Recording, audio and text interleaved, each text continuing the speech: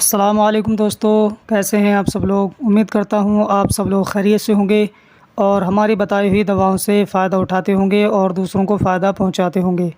دوستو، آج ہم آپ کی خدمت میں پیش کریں گے شربت فالسا کے بارے میں جانکاری۔ تو دوستو، ویڈیو شروع کرنے سے پہلے آپ سے گزارش ہے کہ اگر ابھی تک آپ نے ہمارے چینل کو سبسکرائب نہیں کیا ہے تو فوراً ہی ہمارے چینل کو سبسکرائب کریں اور برابر والے گھنٹی کے بٹن کو دبا کر آل پر ضرور کلک کر دیں تاکہ ہم چینل پر جو بھی ویڈیو اپلوڈ کریں وہ سب سے پہلے آپ کے پاس پہنچ سکے اور آپ سب سے پہلے اس سے فائدہ اٹھا سکیں۔ تو آئیے دوستو، ویڈیو کو شروع کرتے ہیں۔ ہم بات کرنے والے ہیں شربت فالسا کے بارے میں۔ شربت فالسا یہ کلاسیکل دوا ہے اور لگ بھگ سبھی یونانی کمپنیاں سے بناتی ہیں اور آپ کسی بھی کمپنی کا خرید کر کے استعمال کر سکتے ہیں۔ شربت فالسا یہ معدے اور دل کو طاقت دینے کے لیے استعمال کرایا جاتا ہے۔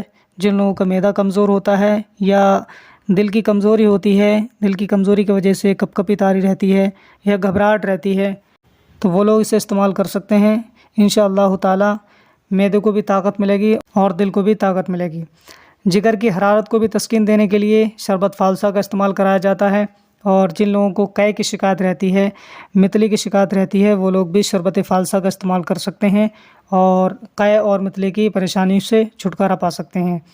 جن لوگوں کو دست کی شکایت رہتی ہے تو دستوں کو روکنے کے لیے بھی شربت فالسا کا استعمال کرایا جاتا ہے، وہ لوگ اسے استعمال کر سکتے ہیں۔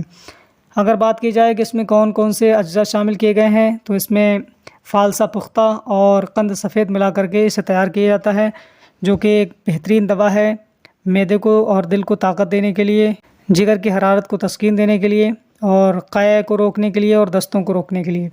تو دوستو، یہ ہے شربت فالسا کی ویڈیو۔ امید ہے کہ یہ ویڈیو آپ کو اچھی لگی ہوگی۔